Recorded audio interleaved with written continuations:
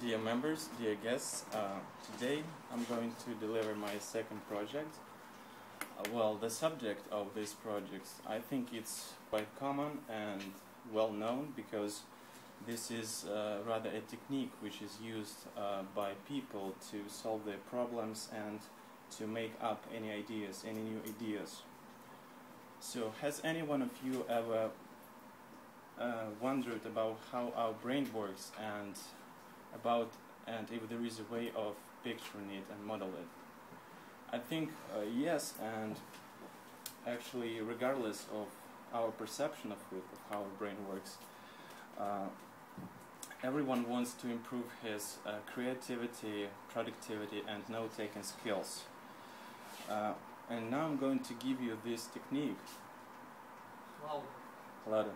Now I'm going to give you this technique, which is quite popular among those whose work involves strong creativity, instant decision-taking, and brainstorming activities. People have always been trying to organize their thoughts, and for centuries they've been trying to find a graphical representation for their thoughts, and finally they come up with tree-like radial representations of their thoughts. And the first term, the first person to introduce this term was Tony Buzan. He introduced a term which is called a mind map, and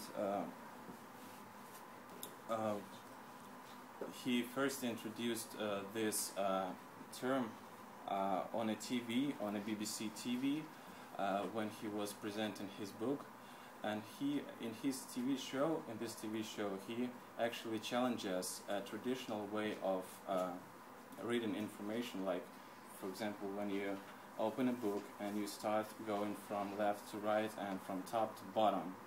He believes that a person, a human being, would rather scan the entire page in a non-linear fashion, like not from the top to bottom, but scan the entire page straight away. And in his book, he wants to promote this exclusive way of introducing information exactly by challenging this traditional approach. Mind maps are visual diagrams that with lines and bubbles representing the ideas. The core idea is you put the core idea in the middle of the page which you're going to use for drawing a mind map, and the next thoughts that come to your mind, you put them around, and you connect this thought together in order to build a picture. Now I'm going to give you an example of how to use this technique to solve a problem or plan a meeting, for example. It's going to be quick.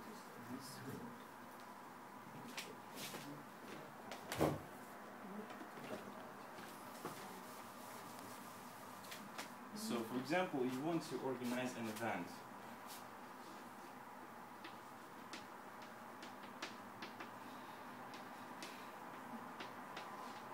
And there are a few things that you're not sure about and you want to make them clear.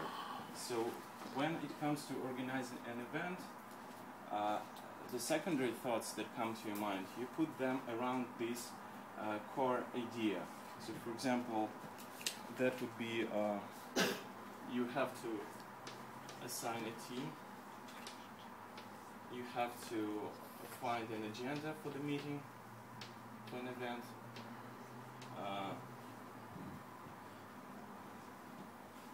you have to arrange a venue, like a place where this event will be held, and you will have to send out an invitations for the people you want to be present at this meeting.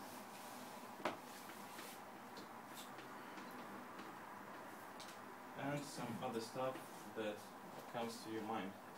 and you connect these secondary thoughts with your first thought, with the core idea. And after that, after you have come through this list of ideas, you can further broke down these ideas into smaller ones, like team, like a person responsible for agenda, like a person responsible for venue, like a manager or somebody. For example, a person responsible for any equipment, and you further broke down these ideas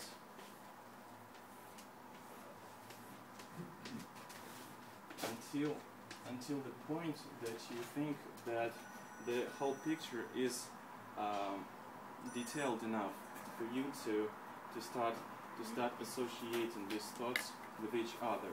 So, for example, when there are questions left or when there are questions that you need to sort out before holding an event, you can actually, for example, you don't know who is responsible for what. You can easily communicate the team members to the areas responsible for they are responsible for, and by communicating these thoughts, you finally find the answers to the questions you have previously had, and the whole picture becomes clear, and the whole story becomes organized. And for example, when you want to talk to somebody about a subject, like, you don't have to describe the whole story to him. You just can show one tree, for example, like invitations and some other thought, and you can just focus on this tree, not taking in account the other stuff. So whenever you find yourself in a situation, whenever you find yourself stuck in the middle of something, with no idea how to move on, you can easily draw a mind map. So give it a try, and once you have drawn this mind map, you will find a way out. So that's